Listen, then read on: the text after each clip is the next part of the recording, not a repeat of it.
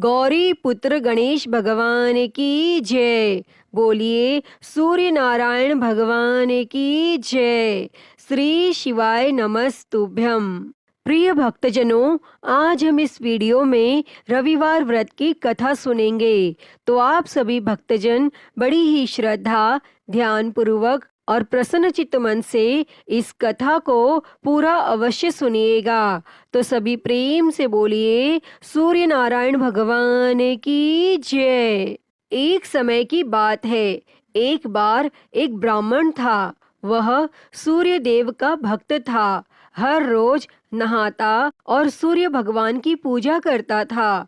उसके पास आमदनी का कोई साधन नहीं था और जब वह घर जाता उसकी पत्नी उसे बार बार पैसे कमाने के लिए परेशान करती थी और अगर वह बाहर जाता तो अड़ोसी पड़ोसी उसे निकम्मा कहकर अपमानित करने लगे। तब एक दिन वह नहा धोकर सूर्य भगवान की पूजा की सामग्री लेकर जंगल में चला गया और वहां एक सूखे पीपल के पेड़ के नीचे बैठकर उसने सूर्य भगवान की पूजा की और कथा कही। और वहीं पीपल के पेड़ के पास एक सूखा हुआ तालाब भी था। उसमें थोड़ा सा ही पानी था और उसी पानी से लोटा भरकर उसने सूर्य भगवान को अर्घ दिया और पूजा का जल बहकर पीपल और सूखे हुए तालाब दोनों में चला गया और जल के जाते ही सूखा हुआ पीपल का पेड़ हरा भरा हो गया और सूखा हुआ तालाब साफ पानी से भर गया और उस जल में सूर्य भगवान दिखाई देने लगे और कहने लगे, ब्राह्मण मांग, तू क्या मांगता है? और जब ब्राह्मण ने सूर्य देव की आवाज सुनी तो वह घबरा गया और सोचने लगा कि इस पीपल में कोई भूत रहता है। तब हर रोज जब वह पूजा करता तभी आवाज आने लगी और यह सुनकर वे चिंतित होकर दुबला होने लगा। और ब्राह्मण की पत्नी कभी कभी उससे मिलने जंगल में जाती थी। एक दिन उसने अपने पति से पूछा, आप हर रोज दुबले क्यों होते जा रहे हैं? तब ब्राह्मण ने भूत वाली बात अपनी पत्नी को बताई। इस पर ब्राह्मणी बोली, आपके पूजा करने के बाद ही आवाज आती है ना? मुझे तो लगता है कि सूर्य भगवान स्वयं आते हैं और इस बार जब वह आवाज आए तो आप सब कुछ मांग लेना। तब ब्राह्मण बोला, मैं क्या मांगूं, कैसे मांगूं? तब ब्राह्मणी ने कहा कि इस बार वे कहें तो उनसे कहना, मेरे घर में अन्न धन लक्ष्मी की कभी कमी ना हो, 9 मंजिल का महल हो जो हाथी घोड़ों दास दासियों नौकर चाकरों से भरा हो, घर में किसी प्रकार की कोई कमी ना हो, बेटे पोतों बहुओं और बेटी जमाइयों से घर भरा हो, मेरी और मेरी ब्राह्मणी का स्वास्थ्य 12 बरस के बच्चे जैसा हो, सोने चांदी मोतियों से घर भरा हो। और तब अगले दिन जब सूरज भगवान बोले तो ब्राह्मण ने उसी तरह से मांग लिया। तब भगवान बोले, देखने में तो ब्राह्मण भोला सा दिखता था, लेकिन मांग तो बहुत लिया, लेकिन कोई बात नहीं, जा तेरे सब कुछ ऐसा ही हो जाएगा। और जब वह वापस आया तो उसकी टूटी झोपड़ी और बूढ़ी ब्राह्मणी बहुत कुछ नहीं था। उसकी जगह एक सुंदर सा महल खड़ा था जिसमें सजी धजी उसकी ब्राह्मणी खड़ी थी। तब ब्राह्मणी ने उसे देखते ही आवाज दी और बोली, आ जाओ, यह हमारा ही घर है। आपने सूरज भगवान से जो भी मांगा था वह सब कुछ उन्होंने हमें दे दिया है। तब ब्राह्मण बोला कि हम इतने धन का क्या करेंगे? तो ब्राह्मणी बोली, धन से क्या नहीं होता, हमारी कन्याओं का विवाह करेंगे और ब्याही हुई कन्याओं के गौने करेंगे। और फिर उन्होंने जीमने के लिए ब्राह्मणों को बुलाया, पान और फूल देकर बुलावा भेजा। जिमाने के बाद सोने का टका दक्षिणा में दिया। तब सब लोग ब्राह्मण की जय बोलने लगे। तो किसी ने जाकर राजा से उनकी चुगली कर दी कि आपकी जय कोई नहीं बोलता, सब लोग ब्राह्मण की जय बोलते हैं। तब राजा ने ब्राह्मण को बुलाया और पूछा, तेरे घर में इतना धन कहाँ से आया जो सारे गांव वाले तेरी जय बोलते हैं? तब उसने कहा, राजा जी, मेरी जय नहीं बोलते, सूरज भगवान की जय बोलते हैं। तब ब्राह्मण ने राजा को सारी बात बताई और तब राजा ने कहा, भाई, मेरे यहाँ धन तो बहुत है, लेकिन मेरे पुत्र नहीं हैं, तो मुझे क्या करना चाहिए? तब ब्राह्मण बोला, आप अपने सारे नगाड़े वालों से कह दो कि आज से आपकी जय ना बोले और सूर्य भगवान की जय बोले और आपका पुत्र हो जाएगा। तब राजा ने अपने नगाड़े उठा दिए और सूरज भगवान के बैठा दिए और सब लोग सूर्य भगवान की जय बोलने लगे और 9वें महीने में ही रानी को पुत्र हो गया।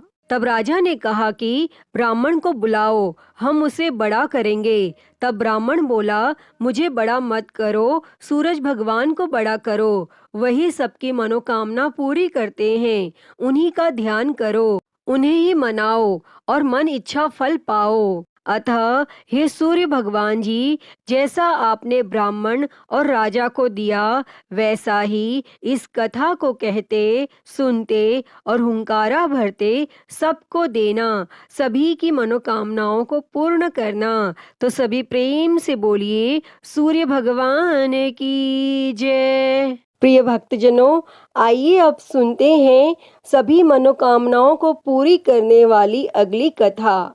प्राचीन काल की बात है।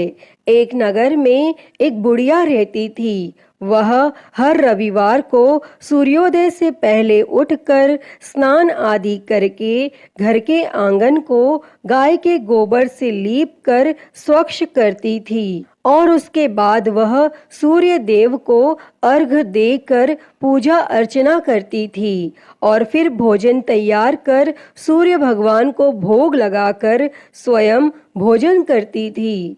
और सूर्य देव उस बुढ़िया से बेहद प्रसन्न थे और उनकी कृपा से उसे किसी भी प्रकार की चिंता और कष्ट नहीं था और धीरे धीरे उसका घर धन धान्य से भरता गया। और उस बुढ़िया को खुश देखकर उसकी पड़ोसन उससे जलने लगी। बुढ़िया के पास गाय नहीं थी, इसीलिए रविवार को घर लीपने के लिए वह पड़ोसन के आंगन में बंधी गाय का गोबर लाती थी। पड़ोसन ने ईर्ष्या में आकर अपनी गाय को घर के भीतर बांध लिया, जिस कारण बुढ़िया को रविवार को गोबर नहीं मिला और बुढ़िया अपना आंगन नहीं लीप सकी। और आंगन ना लीपने के कारण उसने न तो भोजन बनाया और न ही सूर्य देव को भोग लगाया और स्वयं भी भोजन नहीं किया। और फिर सूर्यास्त के बाद वह भूखी प्यासी ही सो गई। इस प्रकार उसने निराहार व्रत किया। तब सूर्य देव यह सब कुछ देख रहे थे और बुढ़िया की भक्ति से प्रसन्न होकर उसी रात सूर्य भगवान ने उसे सपने में दर्शन दिए और इच्छा पूर्ण करने वाली गाय देने का वरदान दिया। अगले दिन जब वो सोकर उठी तो उसने देखा कि उसके आंगन में एक सुंदर गाय और एक बछड़ा बंधा था। बुढ़िया गाय को देखकर हैरान रह गई और उसने गाय को चारा खिलाया। वहीं यह सब देखकर उसकी पड़ोसन और अधिक जलने लगी। जैसे ही गाय ने सोने का गोबर किया तो पड़ोसन की आंखें फटी की फटी रह गई और फिर पड़ोसन ने तुरंत सोने के गोबर को उठाया और अपने घर ले गई और अपनी गाय का गोबर वहां रख आई। कई दिनों तक बुढ़िया को सोने के गोबर के बारे में कुछ पता ही नहीं चला। ऐसे में बुढ़िया पहले की ही तरह सूर्य भगवान का व्रत करती रही और कथा सुनती रही। तब पड़ोसन की चालाकी देखकर एक दिन सूर्य देव ने तेज आंधी चला दी, जिससे बुढ़िया ने अपनी गाय को अंदर बांध दिया।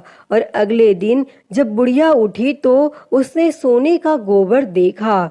तब उसे बेहद आश्चर्य हुआ और उस दिन के बाद बुढ़िया गाय को घर के भीतर बांधने लगी और सोने के गोबर से बुढ़िया कुछ ही दिनों में बहुत धनी हो गई। और उस बुढ़िया के धनी होने से उसकी पड़ोसन बुरी तरह जल भुनकर राख हो गई। और फिर कुछ उपाय न देख पड़ोसन ने उस देश के राजा की सभा में जाकर कहा, महाराज, मेरे पड़ोस में एक वृद्धा के पास ऐसी गाय है जो आप जैसे राजाओं के ही योग्य है।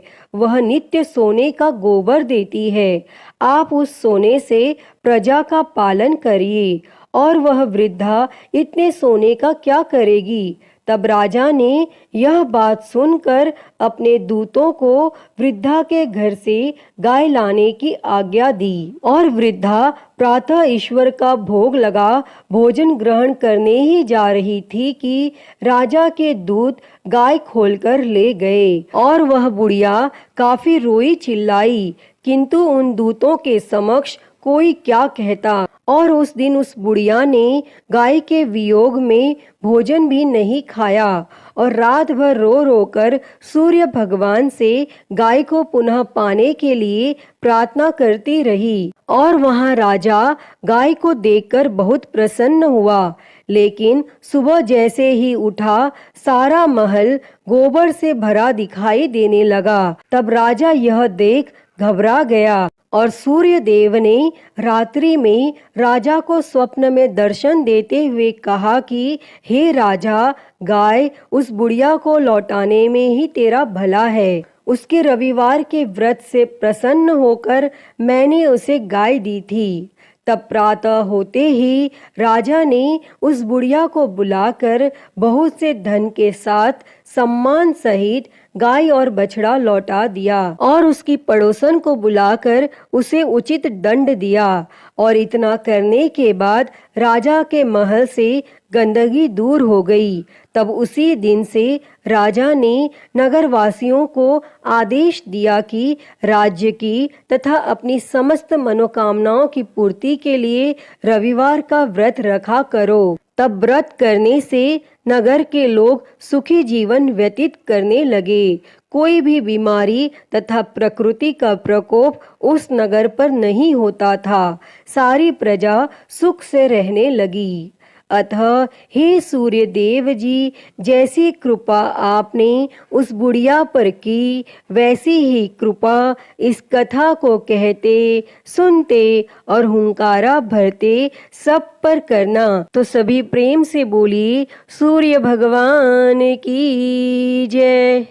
तो प्रिय भक्तों, मैं उम्मीद करती हूँ कि आपको यह कथा पसंद आई होगी और अगर वीडियो अच्छी लगी हो तो इसे लाइक करें, ज़्यादा से ज़्यादा शेयर करें और कमेंट में सूर्य भगवान की जय लिखना ना भूलें। और हरिहर भक्ति चैनल को सब्सक्राइब कर नोटिफिकेशन बेल को ज़रूर ऑन कर लें। हर हर महादेव। धन्यवाद।